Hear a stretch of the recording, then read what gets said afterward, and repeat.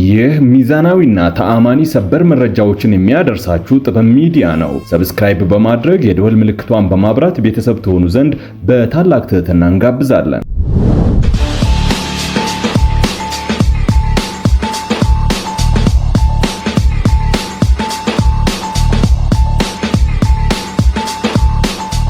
ትላንት በደቡብ ትግራይ አደገኛ መሬትን ያንቀጠቀጠ ጦርነት ተደርጓል። በጦርነቱ በርካታ ተዋጊዎች የሞቱ ሲሆን ውጊያው በአንድ ወገን የተሰለፉ ኃይሎች በስህተት እርስ በርስ ያደረጉት መሆኑ እጅግ ግርምትን ፈጥሯል።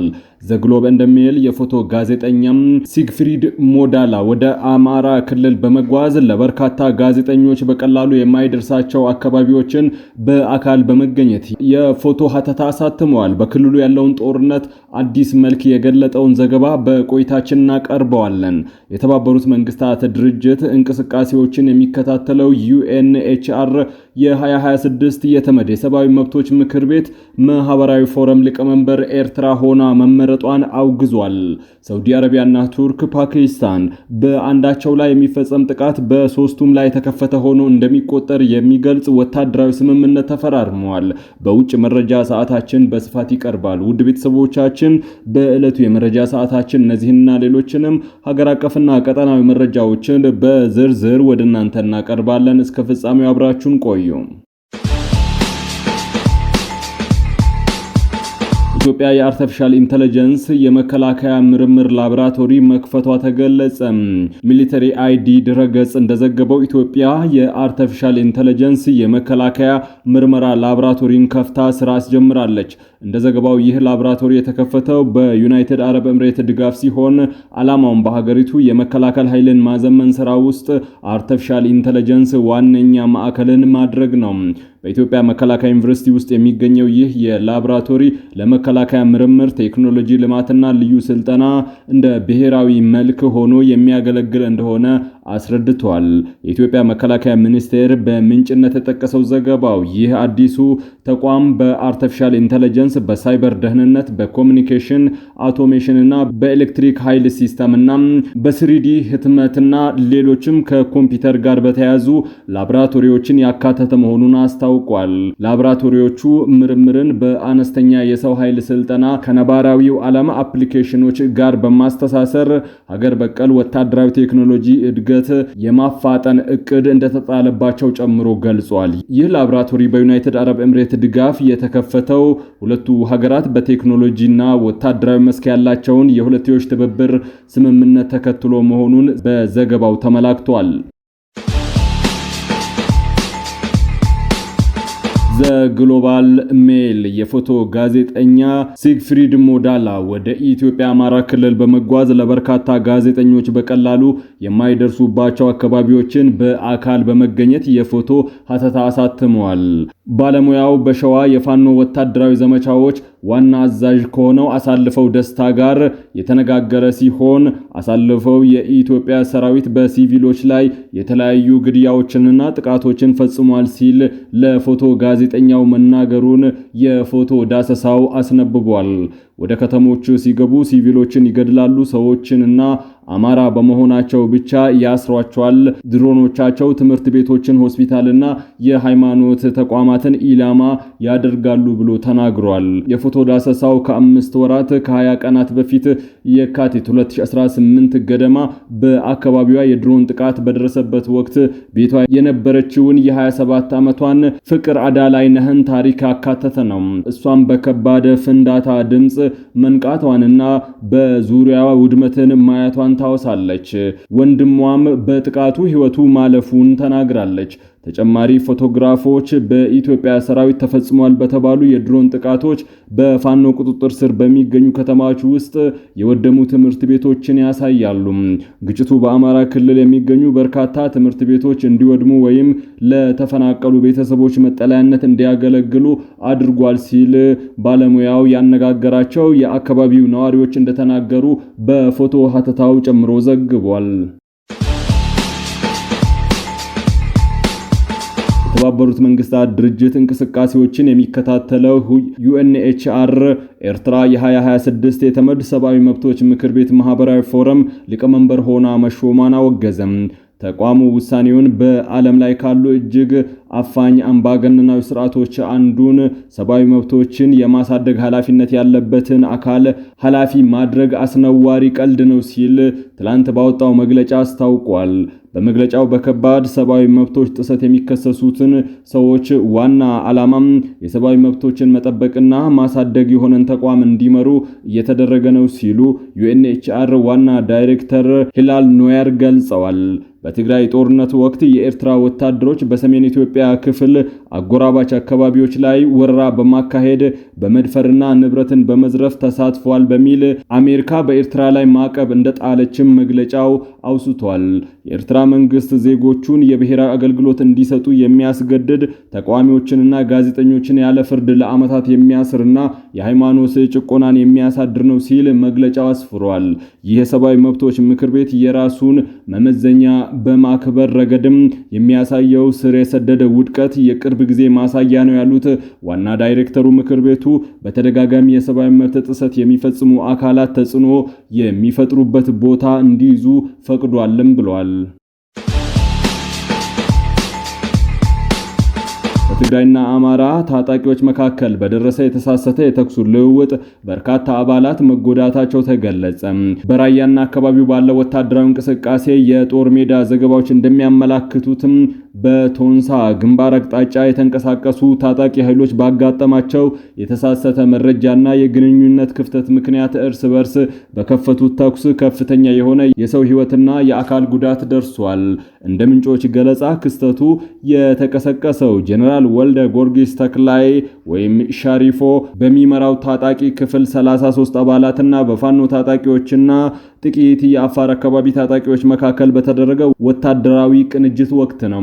ኃይሎቹ በትላንትናው ዕለት ላይ በቶንሳ አቅጣጫ በሚገኘው የሐራ መሬት ታጣቂዎች ላይ ጥቃት ለመክፈት አቅደው ወደ እንቅስቃሴ ገብተው እንደነበረ የሚጠቅሱ ዘገባዎቹ ወደ ታለመው ስምሪት ከመሰማራታቸው በፊት ግን ያልተጠበቀ የተኩስ ልውውጥ አስተናግደዋል።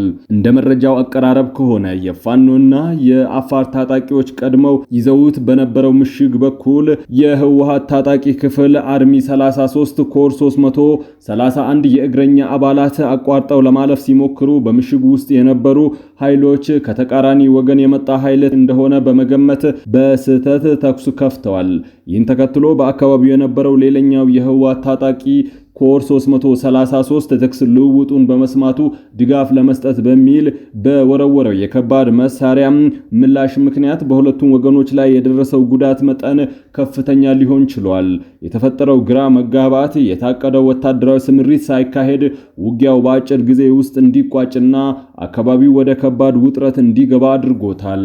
ከአካባቢው የወጡ ዘገባዎች እንደሚያመላክቱት ከተኩስ ልውውጡ በኋላ በርካታ ቁስለኞች ወደ አላማጣና ኮረም ሆስፒታሎች እየተጓዙ የሚገኙ ሲሆን ሕይወታቸው ያለፉ አባላት ቀብርም በሌሊቱ ሲፈጸም ማደሩ ተገልጿል። ሁኔታውን በጥብቅ ሚስጥርነት ለመያዝ ሙከራ እየተደረገ ቢሆንም የደረሰው ከባድ ወታደራዊ ውድመትና ያደረሰው ኪሳራን ለመገመት ግን ዛሬ ረፋድ ላይ በአላማጣ ከተማ በሚስጥር ቦታ የአስቸኳይ ግምገማ ስብሰባ መጠራቱ ታውቋል። ይህ በእንዲህ እንዳለ ከአካባቢው ገለልተኛ ወገኖች ወይም ከመንግስት አካላት በኩል ስለ ሁኔታው የተሰጡ ይፋዊ መግለጫዎች እስካሁን የሌሉ ሲሆን በአካባቢው ያለው ፍጥጫና አለመረጋጋት እንደቀጠለ ይገኛል። ትብብር ለኢትዮጵያ አንድነት መንግስት የፖለቲካ ምህዳሩን ሙሉ በሙሉ ከመዝጋት እንዲቆጠብና የታሰሩ ፖለቲከኞችን እንዲፈታ ጠየቀ። መንግስት በሩቅና በጠባብ ቀዳዳ ጭላንጭል የምትታየዋን የፖለቲካ ምህዳር ብርሃን ከነጭራሹ እንዳያጠፋም ክፉኛ ሊጠነቀቅ እንደሚገባ ሰሞኑን ያሰራቸውን ሰላማዊ የፖለቲካ ታጋዮችን ያለ ቅድመ ሁኔታ በመፍታት የዋስትና መብታቸውን እንዲያከብር ትብብር ለኢትዮጵያ አንድነት ጥሪ አቅርቧል። ትብብሩ ባወጣው መግለጫ እንዳስታወቀው ባለፈው ሐምሌ 27 2018 በሰላማዊ መንገድ ለመታገል የሚንቀሳቀሱት አበበ አካሉ፣ ይስሐቅ ወልዳይና ጠበቃ አበራ ንጉስ ለእስር መዳረጋቸው በፖለቲካ ምህዳሩ ላይ አሉታዊ ጫና የሚያሳድርና በህዝብ ዘንድም ድንጋጤ የፈጠረ ነው ብሎታል። ድርጊቱ ከህገ መንግስቱ አንቀጽ 29 በነጻነት የመናገር ሐሳብን የመግለጽ መብት ድንጋጌ እንደሚጋጭ የጠቆመው መግለጫው ከውዳሴ ውጪ ተቃውሞ እንዳይሰማ ማሳደድ እንደ መርህ የተያዘ እንደሆነ ገልጿል። በተጨማሪም የሰላማዊ ትግል በሮችን ዘግቶ አማራጮች እንዲናኙ የሚሰራ ግራ ኃይል መኖሩን እንደሚያስጠረጥር አክሎ ገልጿል። በመጨረሻ መንግስት ሁኔታዎችን በመገንዘብ የታሰሩ ሰላማዊ የፖለቲካ ታጋዮችን ያለምንም ቅድመ ሁኔታ በአስቸኳይ እንዲፈታ አሳስቧል። ሳዑዲ አረቢያ፣ ቱርክ፣ ፓኪስታን በአንዳቸው ላይ የሚፈጸሙ ጥቃቶች በሶስቱም ላይ የተፈጸመ ሆኖ እንደሚቆጠር የሚገልጽ ወታደራዊ ስምምነት ተፈራረሙ። ስምምነቱ ይፋ የሆነው የሳዑዲ አረቢያው አልጋውራሽ መሐመድ ቢን ሰልማን፣ የቱርክ ፕሬዝዳንት ረሲፕ ጣይብ ኤርዶዋን፣ የፓኪስታኑ ጠቅላይ ሚኒስትር ሺህባዝ ሸሪፍ በሳዑዲ አረቢያ ዋና ከተማ ባካሄዱ ስብሰባ ላይ ነው። ሶስቱም ሀገራት ወታደራዊ አጋርነታቸውን ያጠናከሩ አሜሪካና ኢራን የሚያደርጉትን ጦርነት ሳዑዲ አረቢያን ጎትቶ ባስገባበት በዚህ ወቅት ነው። ወሳኝ የነዳጅ መጓጓዣ በሆነው ሆርሙዝ ወሽመጥ እንዲሁም በቀይ ባህር በኩል የሚደረጉ የመርከብ ጉዞዎችን መስተጓጎል ውስጥ ላይ ናቸው። ሳዑዲ አረቢያና ፓኪስታን ባለፈው ዓመት ተመሳሳይ የጋራ የመከላከል ስምምነት መፈረማቸው የሚታወቅ ነው። አሁን የተፈራረሙት የጋራ የመከላከያ ስምምነት ማንኛውም ጥቃት እርምጃን ለመከላከል የሚያስችል የጋራ የመከላከል አቅምን የማጠናከር ዓላማ አለው። የወጡ መግለጫዎች ከሶስቱ ሀገራት በአንዱ ላይ የሚፈጸም ማንኛውም የትጥቅ ጥቃት በሁለቱም ላይ እንደተፈጸመ ጥቃት ይቆጠራል ይላል። በተጨማሪም ስምምነቱ በሶስቱ ሀገራት መካከል የሚኖሩ የመከላከያ ትብብርን ዘርፎች በሙሉ ያሳድሳል ነው የተባለው። ስምምነቱ በሶስቱ የሱኒ እስልምና ተከታይ ሀገራት አንዳቸው ለሌላኛቸው እገዛ እንደሚያቀርቡ ቢገልጽም እያንዳንዱ ሀገር የሚኖርበት ግዴታ ግን አልተዘረዘረም። ሮይተርስ በዘገባው የጠቀሳቸው አንዱ የቱርክ ባለስልጣን ስምምነቱ በባህሪው የመከላከል ብቻ እንደሆነ ገልጸዋል።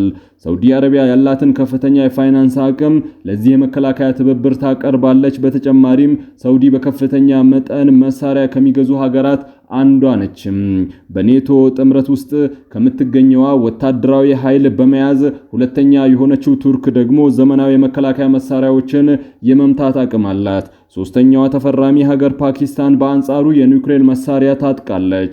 ሶስቱም ሀገራት የኢራን ጦርነትን የመቋጨት ምልክት እያሳየ በመሆኑ እንዲሁም አሜሪካ ጦርነቱ ያስከተለውን ቀጠናዊ ተጽዕኖ መቆጣጠር አለመቻሏን በመጥቀስ ስጋታቸውን ገልጸዋል። በመጨረሻም የዕለቱን የውጭ ሀገር ገንዘቦችን ዕለታዊ የምንዛሬ ዋጋ ነግረን የዕለቱን የመረጃ ሰዓታችንን የምናጠቃልል ይሆናል።